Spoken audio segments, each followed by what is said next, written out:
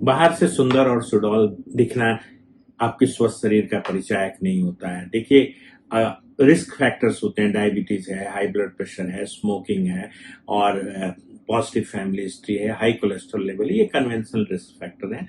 Stress और शिथिल जीवन शैली भी एक बहुत बड़ा रिस्क फैक्टर उभर के आया है। लेकिन अगर आप अपनी लाइफस्टाइल को ठीक करते हैं, इसका मतलब ये नहीं है कि आप हार्ट अटैक या सडन कार्डियक डेथ से आप इम्यून हो जाते हैं, कि आपको होगा ही नहीं। बहुत लोगों को ऐसा लगता है कि हम जीवन शैली में बदलाव करके, मुझे लगता है कि आपको डॉक्टरी जांच की भी जरूरत होती है, आपको अपनी बायोकेमिस्ट्री जानने की जरूरत होती है, आपका कोलेस्ट्रॉल कैसा है, आपका शुगर कैसा है। इसके साथ साथ अगर जेनेटिकली आप फैमिली में अगर पॉजिटिव फैमिली हिस्ट्री है हार्ट अटैक की, क्योंकि देखिए हार्ट अटैक का स्वरूप चेंज हो रहा है। अब ये बुढ़ापे की बीमारी नहीं है। 50% से ज्यादा हार्ट अटैक के केसेस जो होते हैं वो 50 साल से कम उम्र के लोगों में होते हैं। और खास करके कोविड के बाद हमने देखा कि 18 से 45 साल की उम्र में हार्ट अटैक की जो इंसिडेंस है वो काफी बढ़ गई है।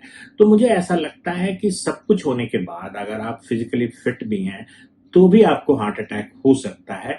और सडन कार्डियक डेथ देखिए, एक डेफिनेशन के हिसाब से लक्षण शुरू होने के 1 घंटे के अंदर अगर मौत होती है तो उसको सडन कार्डियक डेथ बोलते हैं। निश्चित तौर पे हार्ट अटैक जो है मुख्य कारण है सडन कार्डियक डेथ का, लेकिन और भी कई कारण है, जैसे हार्ट की एरिथमिया, जिसमें हार्ट रेट जो है वो असंतुलित, एकदम अनियंत्रित हो जाता है और इसकी वजह से हार्ट की जो इफेक्टिव पंपिंग खत्म हो जाती है। उसी तरीके से अगर हार्ट की दीवारें आपकी मोटी है, हाइपरट्रॉपिक कार्डियोमायोपैथी है, तो भी आपको चांस होता है कि सडन कार्डियक डेथ हो। तो ये चीजें हैं जो और भी कारण है, जैसे चैनलोपैथी है, कुछ ब्रुगाडा सिंड्रोम है, इस तरह की बीमारी भी जो होती है आपको सडन कार्डियक डेथ का कारण बन सकती है। बट इसमें अभी पोस्टमार्टम की रिपोर्ट एवेटेड है, पता चल जाएगा। अगर हार्ट अटैक की वजह से हुआ है तो हार्ट के मसल्स में जो हार्ट अटैक के बाद चेंजेस आते हैं वो पता चल जाएगा। बट निश्चित तौर पे आप अगर बहुत ही संतुलित और बहुत ही अच्छा लाइफ स्टाइल भी जी रहे हैं, खाना भी अच्छा खा रहे हैं, तब भी आपको हार्ट अटैक हो सकता है और ये सडन ही होता है। ग्लूटाथायोन एक एंटीऑक्सीडेंट है, इसको मास्टर एंटीऑक्सीडेंट भी बोलते हैं, क्योंकि ये तमाम सेल डिस्ट्रक्शन को प्रिवेंट करता है। बहुत सारे कार्डियोवैस्कुलर डिजीज के प्रिवेंशन में भी लेते हैं और कई और यूज हैं इसके। इसकी जो यूजुअल डोज है वो 200-250 मिलीग्राम से लेके 1 ग्राम तक है। आमतौर पे ग्लूटाथायन की कोई भी ऐसी रिपोर्ट नहीं है जिससे ये हो कि ग्लूटाथायन से कोई हार्ट की बीमारी या हार्ट अटैक की संभावना बढ़ जाती है। जो कॉमन साइड इफेक्ट्स हैं ग्लूटाथायन के, वो हैं पेट से रिलेटेड, जैसे पेट में इरिटेशन होता है, पेट में क्रैम्पिंग होती है। इसी तरीके का दूसरे साइड इफेक्ट्स हैं जो अगर आपको पहले से कोई कीमोथेरेपी चल रही हो तो उसमें ग्लूटाथायन का कोई इफेक्ट नहीं होता है। तो ग्लूटाथायन एज सच कोई हार्ट अटैक कॉज करता है, ऐसी कोई रिपोर्ट नहीं है।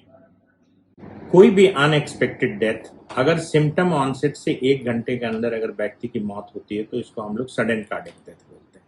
सडन कार्डियक डेथ या कार्डियक अरेस्ट जो है ये कई वजहों से हो सकता है, जिसकी मुख्य वजह है हार्ट अटैक।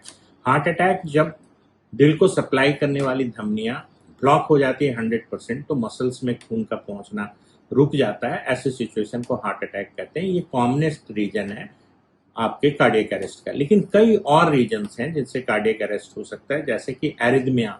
एरिथमिया मतलब असंतुलित गति जब हार्ट की हो जाती है, जिसको VT-VF बोलते हैं। इस तरह के कई चैनलोपैथीज हैं, इस तरह के कई हाइपरट्रॉपिक कार्डियोमायोपैथी होता है, उसमें भी आप देखते हैं कि आप जब एक्सर्शन करते हैं, एक्सरसाइज करते हैं, तो उस समय सडन कार्डियक डेथ होता है। तो कार्डियक अरेस्ट कई वजहों से हो सकता है, जिसमें मुख्य वजह हार्ट अटैक है, साथ में एरिथमिक डेथ जो है, जिसको सडन कार्डियक डेथ का एक कारण और माना जाता है।